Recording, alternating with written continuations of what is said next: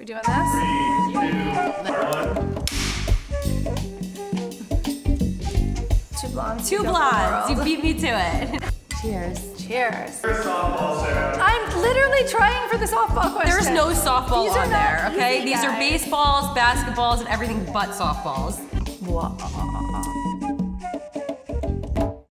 Hi, thank you for joining. I'm Sarah Wettenhall, and this is our second season of my Untitled talk show here at the Colony Hotel. And today's guest is Pamela Tick, DJ.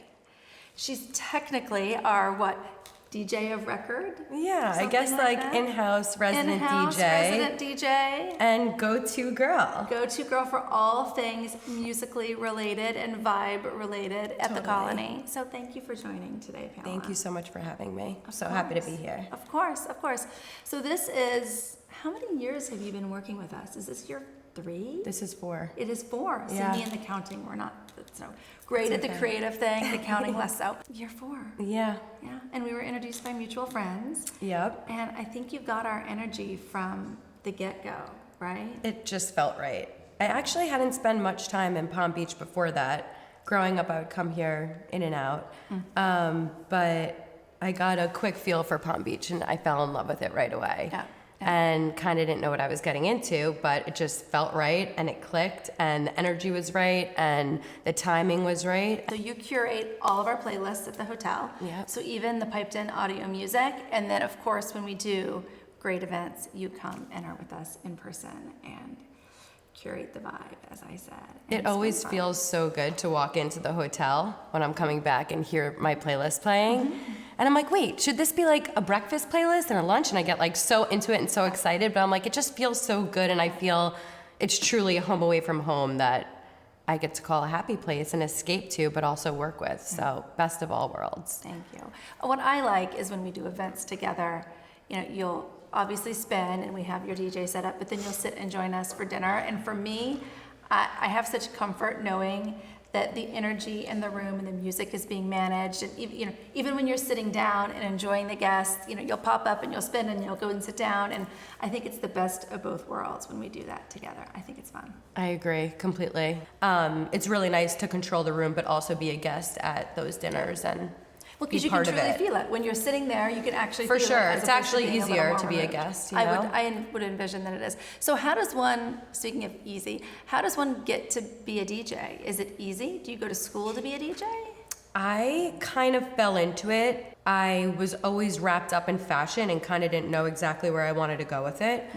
And I always had such a knack for music and making playlists and just curating the right playlist for parties and an Idle Tuesday driving. Like it just meant something to me. And I never really played an instrument. So it was like, how can I get my hands on this rider, set, mixer, everything and get involved with it and love it the way I would with an instrument.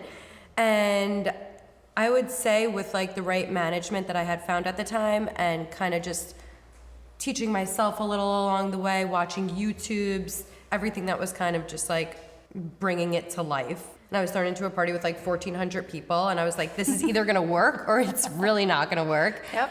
So for me, it kind of just, it worked. That first gig was just like, wow, this is amazing. I mean, if I look at pictures from it, I'm like, at the What am I mixer, like, doing? does anyone notice that it's my first gig? But I got comfortable quickly and now it's kind of just like my own little stage and I love it. That's great. Well, it was a sink or swim moment for you, and obviously Exactly. you swam. I find a lot of great things are that way, right? You kind of just get thrown in and you figure it out as you go. It was the right time with kind Yeah. of just combining fashion and music. This is who I am, and it's for a brand usually or hospitality. But, in the fashion world, I was like, Yeah. how can we make it all feel It's synergistic. combined? Exactly. Yeah. And that's exactly where I was going next, which is your client base is largely fashion. And Totally. hospitality, lifestyle. What's the best event? What's your favorite event that you've ever DJ'd? I have to be honest, every time I come to the Colony, I just get into my zone. I'm not going to say it's the best, but it is still it's my comfy place. I would say though, after Swifty is like, I've done such a variety of events between like Webster's Hall opening for like a Rick Ross type, then being like the in-house resident DJ for the Colony. This could be controversial, but at this time, but Elon Musk, I've DJ'd for him back in the day. And, it's just, it's interesting what each crowd kind of feels like, and for me to read a room and set the tone. Yeah. I feel like given what you do, obviously you have to have a large encyclopedic knowledge of music and a love of music, but there's also an element of empathy, I think, and understanding not only what your client wants, but also what the crowd wants. And that I think is what's one of the more interesting things about what you do is it's musical, but it's also this understanding what the room wants and feeling that. For sure. Were you just born with that?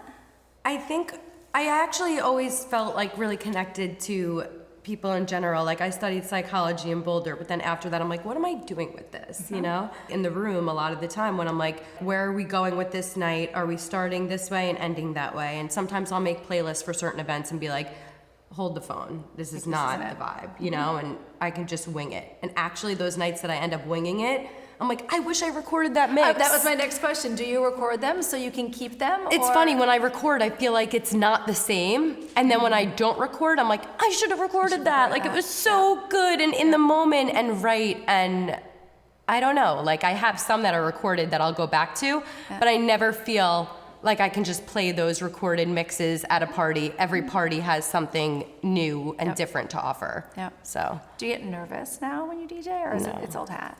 Just No. is what it is. Yeah. It's more so just like making sure the outfit's right, and, you know, I have everything together for me, and the playlist is curated even if it's not exactly what I'm going to use, and that I've done my due diligence in, you know, downloading all of my new music, and, you know, it's cool. It's really cool.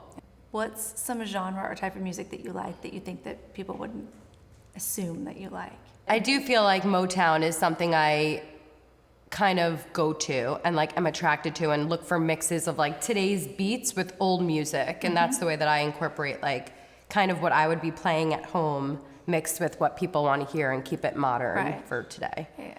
For our audience, you obviously work late nights. Talk to me about, I'd love to hear about your day. What is your day like? Do you sleep late? You have 2 young kids. Oh my God. So how are you a parent with 2 young kids and then you're a DJ at night? I feel like you're the ultimate superhero. How do you live this double life? I think because I DJ for mostly fashion brands and I'm in that world, it allows me to have more of that like 6 to 9 shift. Right. Or like 5 to 7, 5 to 9, you know, around then, I'll probably be finished DJing by 11:30 midnight on a late night. Yeah.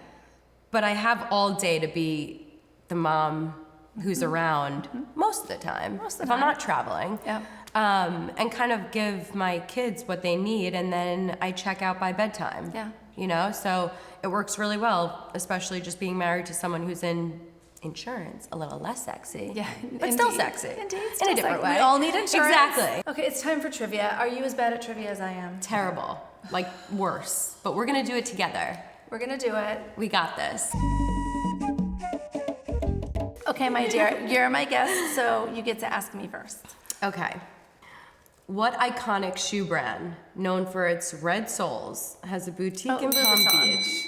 Thank I told you I was gonna be Thanks, guys. easy. I love you too. Which legendary New York City nightclub, famous for its wild parties, was the epicenter of the disco movement in the 1970s? Studio 54! See, we're nailing it. Which famous novel begins with the line, "Call me Ishmael"? Oh, it has to do with the ocean. Not Old Man in the Sea, Moby Dick? Moby Dick. Moby Dick. Guys, that was good. That was really good. Sophie's really proud of me now. Thank you, Sophie. Okay, next. Which famous landmark was gifted to the U.S. by France in 1886? Oh, the Statue of Liberty. Of course.